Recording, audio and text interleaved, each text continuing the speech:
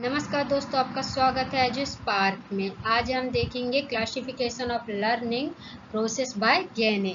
गैने द्वारा अधिगम प्रक्रिया का वर्गीकरण। गैने कौन है? एक राइटर है जिनका पूरा नाम है रॉबर्ट गैने, जिन्होंने अपनी एक पुस्तक लिखी है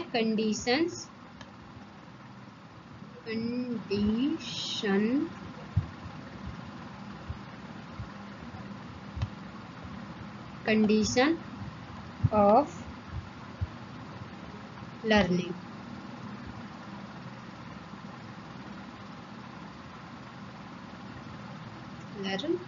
ओके, थोड़ा अब लिखते नहीं आ रहा है इसमें अच्छे से, तो आप समझ जाइए क्या लिखा। कंडीशन ऑफ लर्निंग उनकी एक बुक है जिसमें उन्होंने क्लासिफिकेशन ऑफ लर्निंग के बारे में बताया है। उन्होंने लर्निंग का एक मॉडल तैयार किया गया है जिसमें 8 टाइप्स बताएं, 8 प्रकार का है, ठीक है, जिनमें 8 प्रकार बताएं, जिनका एक मॉडल तैयार किया है जिसमें बच्चे की समान स्तर से उच्च स्तर के सोचने के बारे में बताया गया है। वो अपनी समान स्तर को कैसे उच्च स्तर में ला सकता है उसके बारे में, ठीक है। उनकी ये बुक है और ये बच्चे के बारे में है।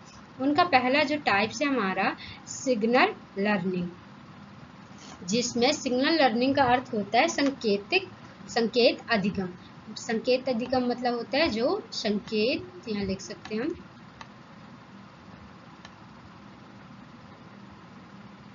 संकेत लर्निंग मतलब होता है अधिगम।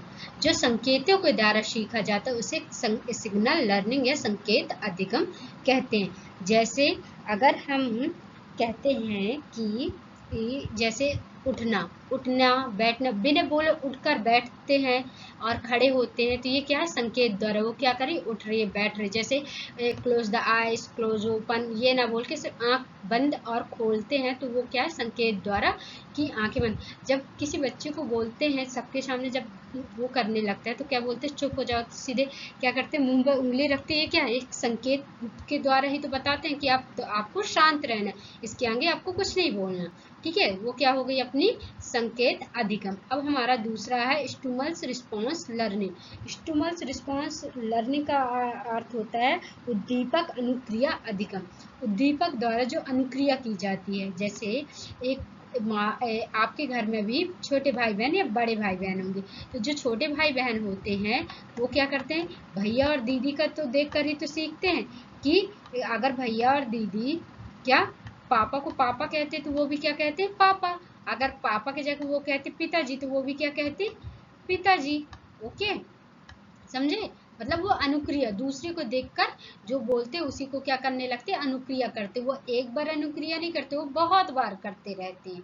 ओके, अब देखते हैं इसका तीसरा टाइप। हमारा तीसरा टाइप है वो चैन लर्निंग। चैन क्या होती है? जो जुड़ी होती है एक दूसरे के आपस में, इस तरह जुड़ी रहती है ना जो अपन पहनते। इसी तरह जो लर्निंग है, जो अधिगम मतलब सीखना है, क्या? चेन के, एक दूसरे के सहारे के द्वारा सीखना। कैसे? जैसे कि हम उदाहरण मान सकते हैं, अगर हमें कुछ इंग्लिश सीखनी है, पढ़ना ही सीखना है, तो हम सबसे पहले क्या सीखेंगे? ABCD अल्फ़ाबेट सीखेंगे। उसके बाद वर्ड बनाना सीखेंगे। उसके बाद क्या? सेंटेंस बनाना सीखेंगे। उसके बाद हम क्या? एक पैराग्राफ बनाएंगे। पैराग्राफ के बाद लेसन बनाएंगे। मतलब एक बड़े आकार में पढ़ते जाएंगे, समझते जाएंगे। तो ये हमारी क्या है? एक चेन है ना, कि हम पहले अल्फ़ाबेट सीखे, फिर वर्ड सीखे, फिर सेंटेंस, फिर पैराग्राफ, एक चेन के द्वारा होता है। तो ये सब क्या? चैन लर्निंग होता है। हमारा चौथा है जो वर्बल एसोसिएशन लर्निंग। इसका हिंदी में अर्थ होता है शाब्दिक सहचर अधिगम। इसमें क्या होता है? ये जो अपनी वर्बल एसोसिएशन लर्निंग है, ये छोटी भी हो सकती है और बड़ी भी हो सकती है। मतलब छोटी से बड़ी की तरफ चलती है। ओके, इसमें हम क्या सीखते हैं? पर्यायवाची शब्द। जैसे हम पानी भी बोलते हैं और पानी और जल भी बोलते हैं ना। मतलब पहले हम क्या सीखते हैं? पानी, फिर उसके बाद क्या सीखते हैं? जल। मतलब छोटे से बड़े की तरफ चलते रहते हैं। इसमें एक शब्द को अनेक शब्द बोलते हैं, तो उसको रिलेट करके सीखते जाते हैं। ओके, अब देखते हैं पांचवा प्रकार है मल्टीपल डिस्क्रिमिनेशन लर्निंग। मतलब अलग अलग, मतलब डिफरेंस करना, मतलब उनको पहचानना स्टार्ट कर देता है बच्चा। पहचानना, ठीक है। पहचानना कैसे? किस तरह उसका पहचानना? रंग को पहचानना और आवाज को पहचानना, आवाज कैसे पहचानना मतलब ध्वनियों में अंतर होता है, जैसे कि ये मम्मी की आवाज है कि फादर की आवाज है कि ब्रदर की सिस्टर की, ओके, कि सिस्टर की आवाज है कि ब्रदर की है, वो इन सब में डिफरेंस करना सीख जाता है। और रंगों को भी सीख जाता है कि कौन सा रंग किस कलर का, मतलब कि ये पिंक कलर है कि रेड कलर है, ये भी वो अंतर करना सीख जाता है।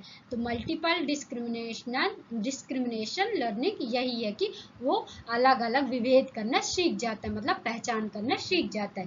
छठवां अपना है कॉन्सेप्ट लर्निंग। कॉन्सेप्ट लर्निंग मतलब देखो, हम स्कूल जाने से पहले थोड़ी बहुत तो जानते हैं कि उठना मतलब सिट, स्टैंड अप मतलब खड़े होना, उठना, बैठना, खेलना, पीना, खाना, ये तो समझते हैं। और उसी में थोड़ी जब अपनी अंडरस्टैंडिंग बढ़ती है तो हमारा क्या होता है, एक कॉन्सेप्ट क्लियर होता है, तो वो क्या होता है, कॉन्सेप्ट लर्निंग होता है। जैसे हमें कहता है कोई कि हम कैसे बताएं, जैसे प्लस और माइनस है, ठीक है, प्लस और माइनस हमारे पास, प्लस और माइनस कैसे बताएं, आपके ये तो नहीं समझ में आया। तो हम स्कूल जाने से पहले जब कोई देता है सामान, जब हम घर ही में रहते हैं तो पापा लोग जैसे नहीं देते कि अभी मैंने तो आपको 2 चॉकलेट दी थी, अब हमने फिर से एक और दे दी, तो कितनी हो गई आपके पास, काउंट करके बताइए, तो 1 2 और 3, तो बच्चा इस तरह तो बता दिया कि 3, मगर जब वो स्कूल जाता है तो उसको किससे, ये साइन के द्वारा बताया जाता है कि प्लस करना है कि माइनस, तो ये क्या हो गया, उसके अंदर एक कॉन्सेप्ट बिल्डअप कर दिया गया, एक बच्चे के अंदर ये कॉन्सेप्ट बिल्डअप किया गया कि आप जो अभी तक कर रहे थे वो भी प्लस था, और उसको हम अपनी कॉपी में इस साइन के द्वारा बताते हैं। तो ये अपने ये पूरा क्या बन गया, एक कॉन्सेप्ट बना दिया गया, तो इसको हम कहते हैं कॉन्सेप्ट लर्निंग। अब हमारा 7वां प्रकार है रूल लर्निंग, जिसमें नियम के द्वारा सिखाया जाता है, जिसमें पहले हमें नियम बताए जाते हैं कि क्या है। जैसे अगर मैं कहूँ वचन, वचन में सबसे पहले बताया जाता है कि वचन को आइडेंटिफाई करना है, तो सबसे पहले इसके टाइप्स के बारे में बताएंगे। क्या बताएंगे, टाइप्स के बारे में, ओके। फिर टाइप्स अगर बताएंगे तो उसमें क्या बताएंगे, रूल के द्वारा ही तो बताएंगे, एक वचन और बहुवचन, ठीक है। तो उसमें क्या बताए, रूल के द्वारा बताए, तो ये ही क्या कहलाता है, जब हम किसी को रूल के द्वारा सिखाते हैं वो कहलाता है अपना रूल लर्निंग। अब 8वां है problem solving learning. Problem solving जो लर्निंग है उसका हिंदी में अर्थ होता है समस्या समाधान अधिगम। इसका प्रयोग किस में किया जाता है, समस्या के समाधान के लिए, मतलब समस्या हो गई उससे बाहर कैसे निकले इसके बारे में बताया जाता है। जब हम किसी समस्या होती है, ठीक है, तो उसको हम सबसे पहले क्या कहते हैं, समस्या क्या है, इसके कैसे निकले बाहर, कौन कौन से रास्ते हैं, कौन सा रास्ता अच्छा होगा, कौन सा अच्छा नहीं होगा, कहाँ पास ज़्यादा दिक्कत होगी, तो ये सब जब हम डिस्कस करते हैं तो ये सब किस में ये सभी चरण कहलाते हैं प्रॉब्लम सॉल्विंग लर्निंग में, समस्या समाधान अधिगम के द्वारा, ओके।